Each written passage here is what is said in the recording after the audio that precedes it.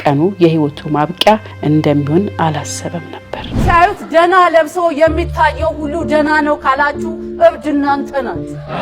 አካባቢውን በድንጋጤ ያናወጠ የተኩስ ድምፅ ተሰማ። መሳሪያ ይዞ ዳኛ ፊት እስከ መቅረብ ድረስ የሰሚን ጆሮ የሚኮረኩርና አፋጣኝ ፍትህ ሊያገኝ ይገባል። ዳኛዋን በጥይት በመምታት በግፍ መገደሏ አስተብትበህብኛል በሚል ከባድ ቂም ቋጥሮ በዚያው ልምምድ ሜዳ ላይ ህይወቱ ሊያልፍ ችሏል። ከስራ ገበታዋ ፍትህን ለማስፈን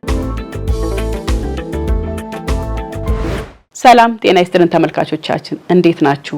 ዛሬም እንደተለመደው በትዝብት ፕሮግራሜ ላይ መጥቻለሁ። ዛሬ እንግዲህ በዚህ ሁለት ቀን ውስጥ እየሰማን ያለነው ዜና እጅግ በጣም አስደንጋጭና አሳሳቢ ደረጃ ላይ እንደደረስን የሚያሳይ ነው።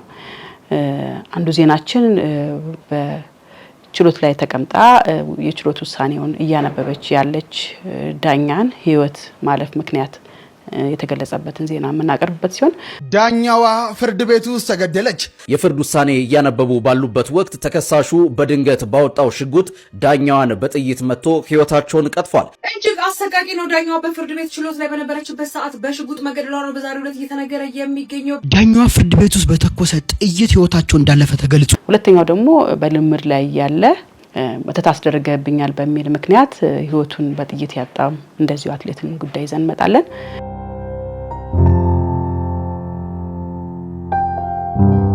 ሌሎችም እንደዚህ የተለያዩ ሰዎች የተሰማቸውን ትዝብት ያሉትን ነገር ይዘን ወደ እናንተ የምንቀርብበት ነው። በመጀመሪያ ደረጃ እንግዲህ የአትሌቱን ዜና ማቅረብ ፈልጋለሁ። ዘሀበሻ የሚባል ፔጅ ላይ ቀርቦ ነው ያየሁት ይሄን ዜና ማለት ነው። ይህ ዜና የሚለው ምንድነው? በኦሮሚያ ክልል ሸገር ከተማ አስተዳደር ስር በምትገኘው ሰንዳፋ አካባቢ የተለመደው የአትሌት ልምምድ እየተካሄደ ነበር። ላቡን እያፈሰሰ የነገ ሀገራዊና ዓለም አቀፋዊ የድል ህልሙን ሰንቆ ሲሮጥ የነበረው አትሌት ይሄይስ ታደለው ግን ቀኑ የህይወቱ ማብቂያ እንደሚሆን አላሰበም ነበር። አካባቢውን በድንጋጤ ያናወጠ የተኩስ ድምፅ ተሰማ። አትሌት ይሄይስም አብሮት ልምምድ ይሰራ ከነበረ ሌላ አትሌት በተተኮሰበት ጥይት ተመቶ በዚያው ልምምድ ሜዳ ላይ ህይወቱ ሊያልፍ ችሏል። ይህ አሰቃቂና ያልተጠበቀ ድርጊት የስፖርቱን ቤተሰብ ሞና አካባቢውን ነዋሪ በከባድ ሀዘንና ድንጋጤ ውስጥ የከተተ ነበር። ከዚህ ዘግናኝ ግድያ በስተጀርባ ያለው መነሻ ምክንያት የሰሚን ጆሮ የሚኮረኩርና እጅግ የሚያሳዝን ነው።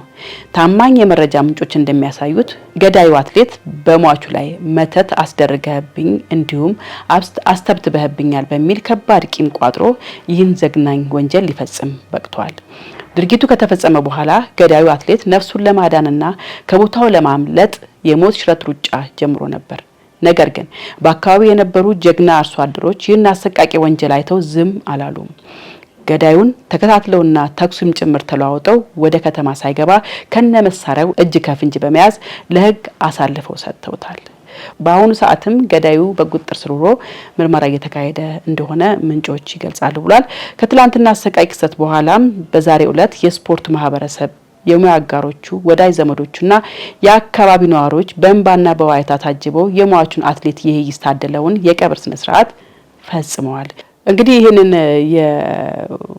የግድያ ወንጀል የተከታተሉት ወይም ደግሞ በሶሻል ሚዲያ ላይ ያዩት ወገኖቻችን የራሳቸውን ሀሳብና የራሳቸውን አስተያየት ሰጥተዋል።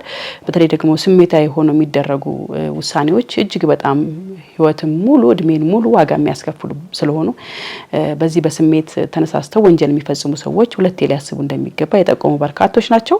እንዲሁም ደግሞ መተት አሰርተህብኛል አስተብትበህብኛል በሚል ሚዛን በማይደፋ ጉዳይ ተነስቶ አንድ ሰው የአንድን ተስፋ ያለው ወደፊት ህልሙን እያሰበ ወደፊት የማሸነፉና ወደፊት ኢትዮጵያን ስም የማስጠራት ህልም ይዞ ልምምድ እያደረገ ያለ አንድ እንግዲህ ጉጉት ያለው አትሌት ላይ በዚህ ደረጃ ህይወትን እስከ መቅጠፍ የሚያስደርስ ምክንያት አልነበረም።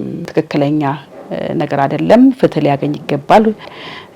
የህግ አካላትም በቁጥጥር ስር የዋለውን ወንጀለኛም በትክክል ፍርድ ሰጥተው ዜናውን ሊያሰሙን ይገባል የሚል በርካቶች የራሳቸውን ሀሳብ ገልጸዋል። በተጨማሪ ደግሞ በትላንትናው ዕለት እንደዚሁ የቀረበ አንድ ዜና አለ። በሆለታ ፍርድ ቤት የደረሰ አሰቃቂ ግድያ የሚል በጉርሻ ፔጅ ላይ ይሄን ያገኘሁት። ሆለታ ግንቦት 27 2018 ዓ.ም ይላል። ፍትህን ፍለጋ በተሰበሰቡ የፍርድ ቤት አዳራሽ በሰው ህይወት ላይ የተፈጸመ ግድያ የፍትህ ስርዓታችንን ደህንነት ጥያቄ ውስጥ የከተተ ሆኗል። እንደደረሰን መረጃ በእለቱ የቤተሰብ ክርክርን ጉዳይ በመመልከት ላይ የነበረችው ዳኛ ወርቄ ፌካንሳ የፍርድ ውሳኔው እያነበበች ባለችበት ወቅት ተከሳሹ በድንገት ባወጣው ሽጉጥ ዳኛዋን በጥይት በመምታት ህይወቷን ቀጥፏል። በችሎቱ ላይ ሲከራከሩ የነበረው ባለቤታቸውን በተከሳሹ በተተኮሰ ጥይት በተመሳሳይ ሁኔታ ህይወታቸው አልፏል ብሏል።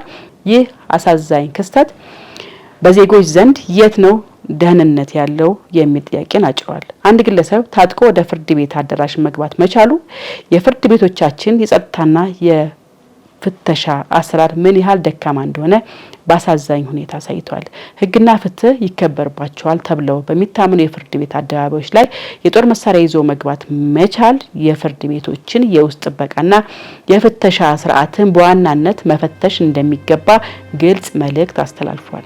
ዳኞችና የህግ ባለሙያዎች በስራ ገበታቸው ላይ ህይወታቸውን አሳልፈው መስጠት ካለባቸው የፍትህ ተቋማቱ ለሰራተኞቻቸውና ለባለ ጉዳዮቹ ምን ያህል አስተማማኝ ጥበቃ እየሰጡ ነው የሚለው ጥያቄ የዛሬው ቀን ትልቁ አሳሳቢ ጉዳይ ነው። ይህ ድርጊት የፍትህ ስርዓታችንን ታሪክ የዳሰሰ አሳዛኝ ክስተት ሆኖ እንደሚመዘገብ ነው። ጉዳዩ በማህበራዊ ሚዲያና በህግ ባለሙያ ዘንድ ከፍተኛ ቁጣና ድንጋጤን የቀሰቀሰ ጉዳይ ሆኗል። በስራ ገበታዋ ፍትህን ለማስፈን ስትደክም የነበረችው ወጣት ዳኛ ወርቄ ፌካንሳ በግፍ መገደሏ የመላው የህግ ማህበረሰብ ልብ ሰብሯል። ለዳኛ ወርቄ ፌካንሳ ቤተሰቦችና ለሟች ባለቤቱ ወዳጅ ዘመዶች እንዲሁም ለመላው የፍትህ አካላት መጽናናትን እንመኛለን ብሏል። የጉርሻ ፒስ ላይ የቀረበ ዜና ነው። እንግዲህ ይህን ዜና በተመለከተ በርካታ ሰዎች እጅግ በጣም ደንግጠዋል። ፍርድ ቤት ውስጥ እንዲህ አይነት የጥበቃና የፍተሻ መላላት እስካሁን ገጥሞ አይታወቅም ሚሉ ሰዎች አሉ።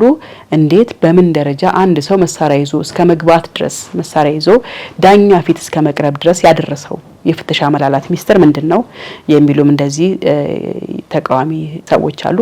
ምክንያቱም እዛ ጋር ፍትህ ለማስፈን ለተበደሉ ለተጎዱ ፍትህ ፈልገው ለቀረቡ ወገኖቻቸው ፍትህ ለመስጠት የተቀመጡ ዳኞች ማለት ትልቅ የተቀመጡበት ወንበር ትልቅ ክብር የሚፈልግ ትልቅ ጥበቃ የሚፈልግ ትልቅ ዋስትና የሚፈልግ ቦታ ሆኖ ሳለ እንዴት አንድ ሰው መሳሪያ ይዞ እስከሚገባ ድረስ ነጻነት አገኘ? በጣም ሀዘን እንደተሰማን መግለጽ እንፈልጋለን። በዚህ ሰሞን እንግዲህ ሌላም ደግሞ ዜና አለ። ኪዮግራፈር ኪዳኔ ወይም ደግሞ ኪዱ የኔ ጌታ የኔ ወንድም የኔ ሁሉ ነገር አፈሩ ይክለል ነፍስህን በገነት ያኑር ህይወቱን ያጣበት ሳምንት ነው። በርካታ የኪነ ጥበብ ባለሙያዎች በኪዱ ህልፈት እጅግ በጣም ሀዘናቸውን የገለጹበት ሳምንት ነው። አርቲስት ኪዳኔ እንግዲህ በህመም ላይ ቆይቶ በሕክምና ሲረዳ ቆይቶ ነው እንግዲህ መጨረሻ ላይ ህይወቱን ያጣው። ለሱም እጅግ በጣም ሀዘናቸውን የገለጹ በርካታ የኪነ ጥበብ ሰዎች እንዲሁም አድናቂዎች እንዳሉ ተዘግቧል። በተጨማሪም ደግሞ አርቲስት ሰላማዊት እንደዚሁ ህይወቷን ያጣችበት ሳምንት ነው። ሲያዩት ደና ለብሶ የሚታየው ሁሉ ደና ነው ካላችሁ እብድ እናንተ ናችሁ።